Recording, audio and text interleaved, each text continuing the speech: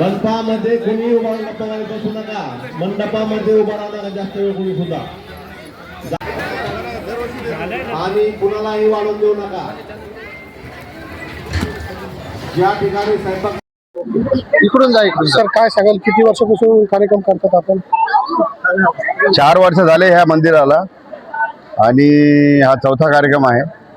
दरवर्षी प्रगट दिनानिमित्त आम्ही 2-2.5 हजार भक्तांसाठी पूर्ण भंडारा ठेवतो. त्याच्यानंतर हे जे मंदिर बांधलेलं आहे हे आमचे वडील श्री प्रभाकरराव निकम गुरुजी यांच्या प्रेरणेतून बांधण्यात आलेलं आहे. ह्या मंदिरासाठी पवार साहेब, भाले साहेब, विटेकर साहेब, सुसर साहेब, सतपुरे पाटील, वाईकर साहेब हे सगळ्या लोकांनी या मंदिरासाठी खूप मोठी मदत केलेली आहे आणि खूप चांगल्या पद्धतीने इथे काम करत आहोत आम्ही सगळे मिळून. तसंच आमच्याकडे याच्या व्यतिरिक्त आमचा 8 डिसेंबर 2022ला आम्ही याचा वर्धापन दिन आहे. 2022ला याची स्थापना केली होती आम्ही रीतसर. इथे दोन्ही वेळेस गजानन बाबा, विठ्ठल रुक्मिणी, गणपती बाप्पा यांच्या सगळ्यांच्या आरत्या होतात आणि दोन्ही वेळ होतात आणि अखंडित आरत्या राहिलेल्या असतात. दिवा वगैरे अविरत चालू असतो आणि भक्तगणांची पण इथे खूप जास्त गर्दी असते. तुम्ही हे बघतच असताल की भंडारा कशा पद्धतीने चालू आहे आणि हा भंडारा साधारणतः 3-4 वाजेपर्यंत चालतो. 2-1 हजार 2.5 हजार पब्लिक संपल्यानंतर मग आम्ही आमचा बंद करतो भंडारा. आणि हे सर्व मी जे आमचे ट्रस्टीचे नावं सांगितले त्यांच्या माध्यमातून या सर्व भंडाराची किंवा मंदिराची सगळी व्यवस्था आम्ही करतो. इथे वॉचमन ठेवलेला आहे, इथे पुजारी आहे आणि त्यांचे पगार वगैरे पण ट्रस्टच देते. ट्रस्टला दुसरं काही उत्पन्न नाही. हां, काय श्रद्धा आहे सर, काय पावन होतात? ह्या गजानन महाराजांना तुम्ही नवस केला किंवा गजानन महाराजांना काही तुमचं काही दुःख सुख सांगितलं तर ते पावतात. अशा बऱ्याच उदाहरणं आहेत आणि त्यांनी येऊन सांगितलेलं आहे. त्याच्यामुळं इथं भक्तगण पण वाढत चाललेला आहे. आणि हे गजानन महाराजाचं जे मंदिर आहे, ही जी मूर्ती आहे ही 4 फुटाची मूर्ती आहे. अखंड दगडामध्ये, संगमरवरी दगडामध्ये ही मूर्ती तयार झालेली आहे. आणि ही मूर्ती आम्ही मकराना ह्या केवरीमधून इथं त्याला तराशून आम्ही ती मूर्ती इथं आणलेली आहे. आणि मकराना मार्बलची जी विशेषता आहे ते अतिशय पांढरं मार्बल असतं. आणि मकराना मार्बल हे आग्र्याचा जो ताजमहल आहे त्याच्यासाठी मकराना केवरीजमधून हे मार्बल तिथून त्या काळी काढलं होतं. इतकं शुभ्र, पांढरं शुभ्र मार्बल त्या फक्त मकरानामध्येच, राजस्थानमध्ये मकराना जे गाव आहे तिथेच मिळतं.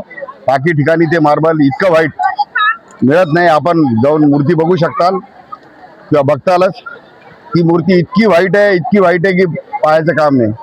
आणि पूर्ण जे मंदिर आम्ही केलेलं आहे हे पूर्ण ग्रेनाईट आणि मार्बलमध्ये केलेलं आहे. म्हणजे पहिल्या पायरीपासून तर शेवटच्या पायरीपर्यंत फरश्या, भिंतीला टाईल्सच्या ऐवजी मार्बल, ग्रेनाईट लावलेलं आहे.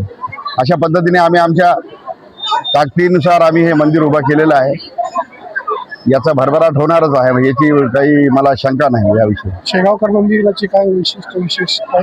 शेगावचं मंदिर आहे त्याच्या थोडंसं माहिती द्या. शेगावच्या मंदिर आणि आमचं मंदिर याच्यामध्ये फरक नाही आहे. शेगावचं मंदिर यासाठी मोठं झालं किंवा यासाठी मोठे आहे कारण गजानन महाराज तिथेच राहून समाधी घेतलेली आहे. त्या कारणाने गजानन महाराज शेगावचं जे आहे त्याचं स्थान मोठंच राहणार आहे.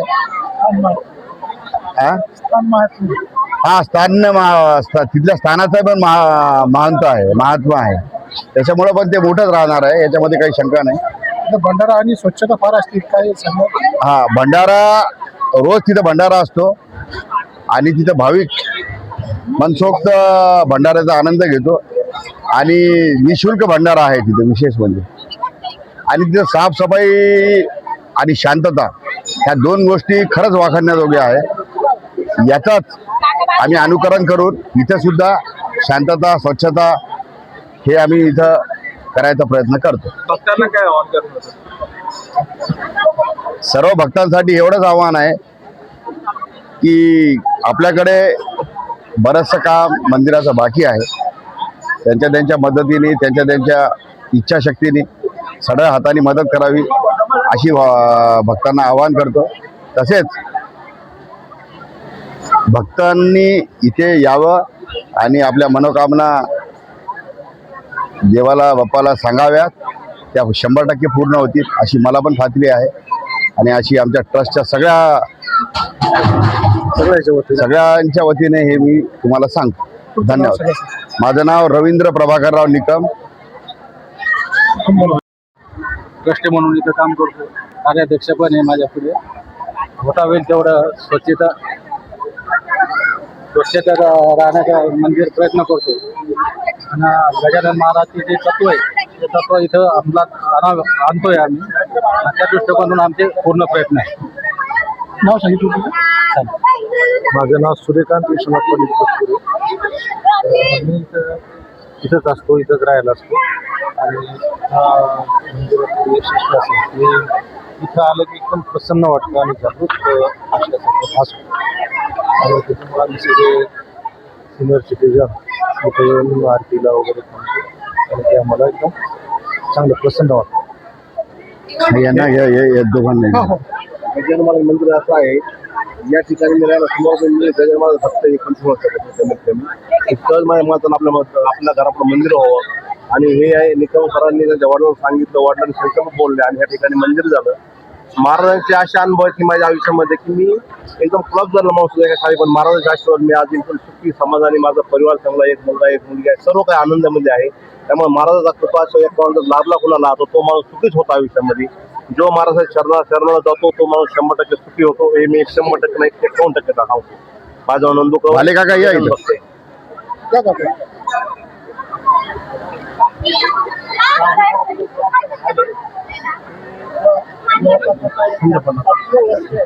जरा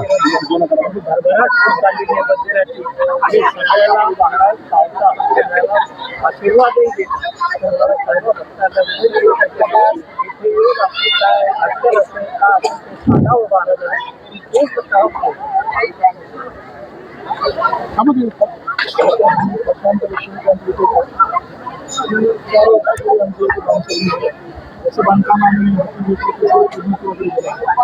बरंचसं गाव आमचं या मंदिराचं वैशिष्ट्य असं आहे की इथं आमचं बांधकाम चालू असताना 20 फुटावरून एक एवढं पडलं पण त्याला काहीही लागले नाही. हा गजानन महाराजांचा चमत्कार आहे.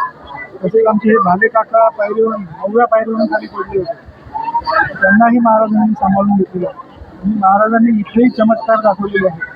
तर इथे कोणत्याही भक्तांनी येऊन आपल्या मनोकामना वगैरे सांगाव्या, अशी आमची सर्व कामे म्हणजे आम्ही काही मनोकामना होते पूर्ण होतं. हे म्हणजे पावणारं हे आहे आणि ख्याती आहे या मंदिरात, सर्वांनी याचा लाभ घ्यावा. हा आणखी गेला होता. हे जे मंदिर आहे ह्या मंदिरामध्ये खूप मोठे संत महात्मे एकदा ह्या मंदिरामध्ये आले होते. त्यांचं असं म्हणणं होतं की उत्तर दिशेला मोकळी जागा पाहिजे, मंदिर पूर्वमुखी पाहिजे, तिथं औदुंबर पाहिजे, नारळ आपला आंबा पाहिजे, तिथं उत्तरेला विहीर पाहिजे. तर ह्या सर्व बाबी इथे आहेत.